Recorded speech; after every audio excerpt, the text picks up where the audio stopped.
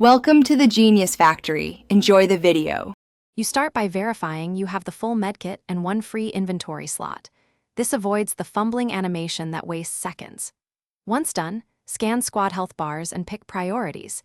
Heal the lowest teammate first or yourself if downed. Make sure to close menus, ready weapon, and approach cover.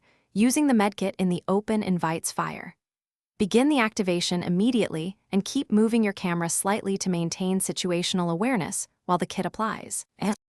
You hold the use key and watch the progress bar. Do not sprint or take damage that cancels the action. Once the medkit finishes, immediately follow with armor or shield items if the game requires separate restoration steps. This ensures you're combat ready. Make sure to stagger teammate heals so only one player is vulnerable at a time. Explain the timing out loud.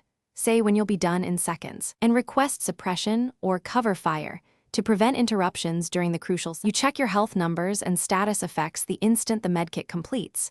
Re-equip your weapon and top up ammo to be ready for contact. If extra medkits remain, redistribute them to teammates with the least healing items so resources are balanced.